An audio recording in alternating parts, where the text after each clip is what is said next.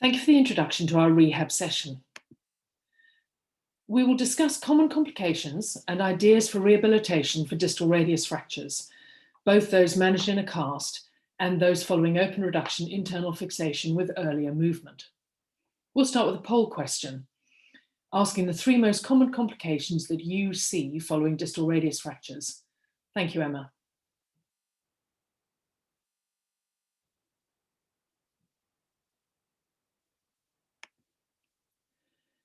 So we know that stiffness in the wrist in all ranges is common, but often the most limited and those causing the most functional impact is supination and extension.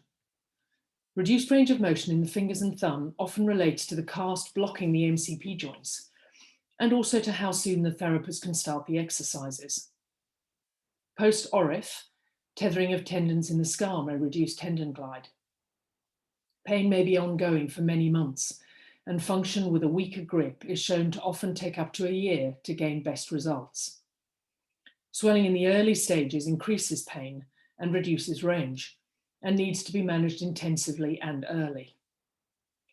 Median nerve compression and the risk of complex regional pain syndrome increases with a tight cast or with ongoing edema. As we've heard, extra-articular or simple undisplaced distal radius fractures will be managed in a cast for 6 weeks. Evidence has shown that a therapist seeing the patient within a few days to give advice and to start exercises produces much better outcomes and earlier return to function and work. Elevation reduces edema, combined with self-adherent wrap for light compression. Active exercises of the fingers and thumb with tendon glides involving flexor and extensor muscles are included. You'll see from the video the importance of the cast leaving the MCP joints free for good movement.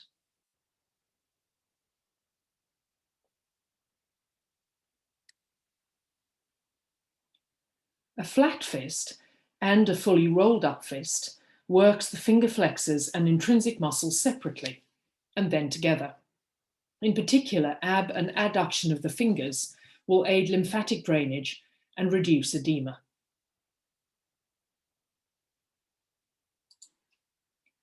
Rotation should be encouraged early within the confines of the cast. We also need to keep the wrist muscles working, and so isometric extension, flexion, deviation, and rotation can be done just to fire the muscles, but without movement. Light function is encouraged, and any neural signs managed with cast change, desensitization, neural glides, and edema management. As we've discussed, elevation is vital, and you can see here 2 ideas for managing this at home. A pillowcase can be folded to make a sling and suspended from a hook or a broom handle attached to the bed. We now have another poll question for you to consider when motion should start after open reduction internal fixation when you're confident that you have a stable fixation. Thank you, Emma.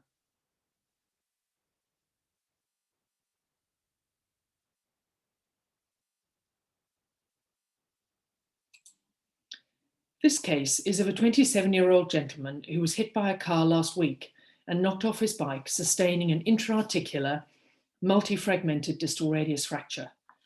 A locking plate has been done, as you can see. A splint in comfortable extension is provided to be removed for exercises, and then after 2 to 3 weeks, removed for scar management and light function. We normally try to see our patients within the first week and assess which movements are appropriate within fracture stability, pain, and swelling. This patient started finger, thumb, and some gentle wrist movements, as well as edema management. Light function within the splint is encouraged, as gentle compression at the radiocarpal joint from active exercises and light gripping safely stimulates healing and reduces edema and pain. We have a few videos just to show the exercises.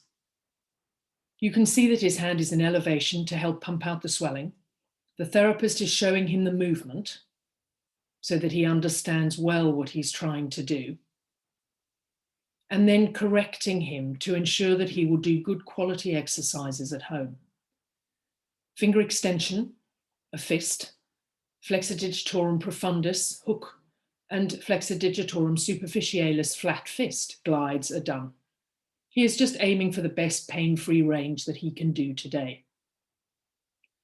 Intrinsic plus position with MCP joint flexion and IP joint extension will encourage intrinsic muscle action.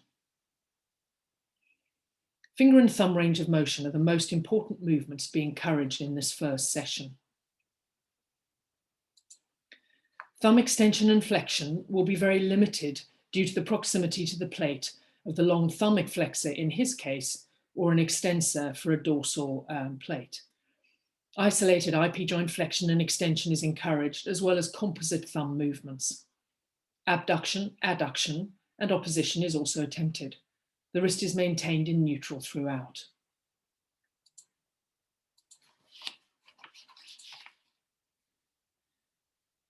Rotation is, again, to be encouraged as much as possible,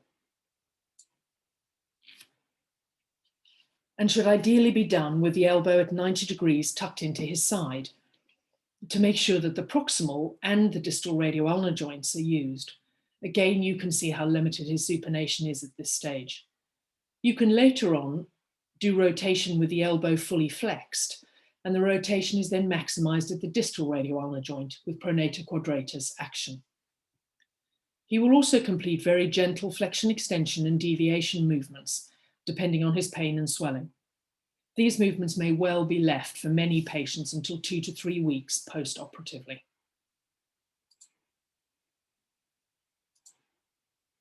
So, other modalities that can be considered from 4 to 6 weeks post-surgery, or once patients are out of their cast. Increasing active range of motion and adding gentle passive range if needed. An elastic or neoprene wrap can be added to the splint to gently stretch into supination or pronation overnight or for a few hours in the day. Scar massage should be started at 2 weeks to reduce tethering post-operatively. Light resistance can be added with an elastic to encourage muscle action. Elastic around the fingers encourages static firing of the wrist muscles. Elastic can be used to start strengthening into wrist range, or a magazine roll to act as a lever to await the end of range. Activity rehab and function at home should be used as therapy. Focus on those that encourage the stiffer movements and help patients gain confidence in using the hand, as well as using textures to work on sensory changes.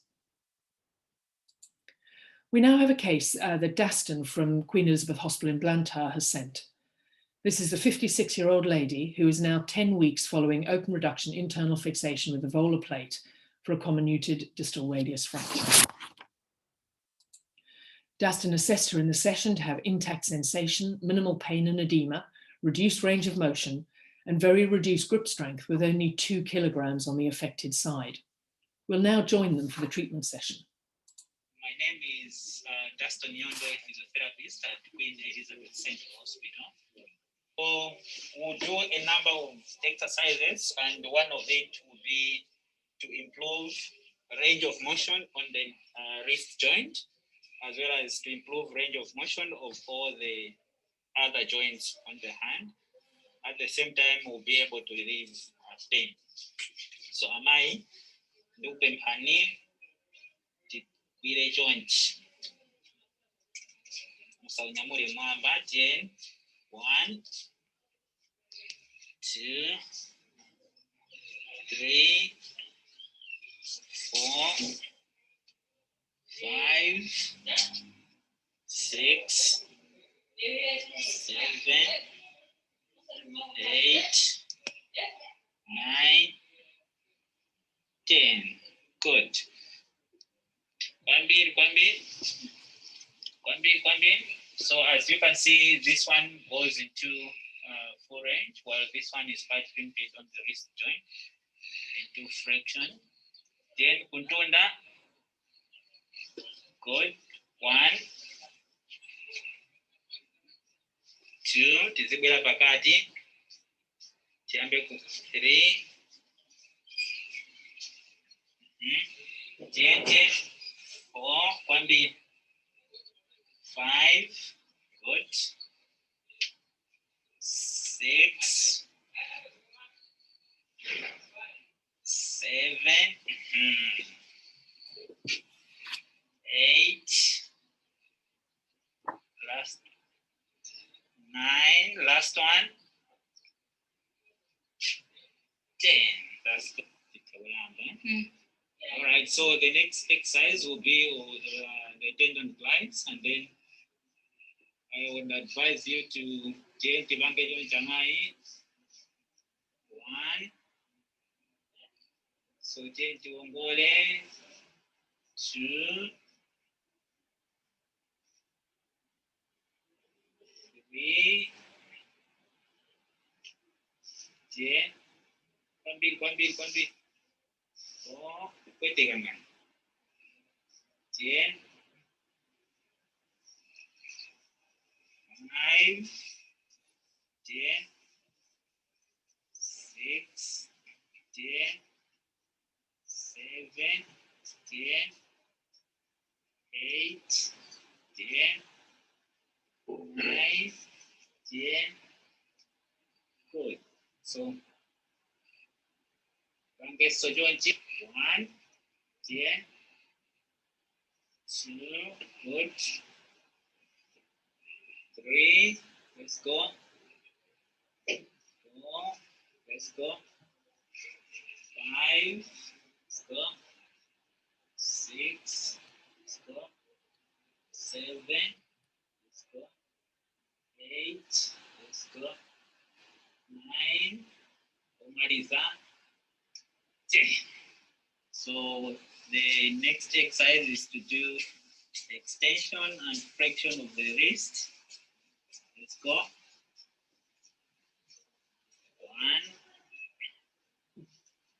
let's go. 2, wait a camera. 3, 4, msapinde umu. 5, 6, 7, 8, 9, 10. Okay. Okay. This direction now. 1, good. 2, let's go. You can add one more. There. 3, 4, good. 5, 6, okay. 10, 7, let's go. 8, 10, dipinde kwambili. 9, last one. 10, good.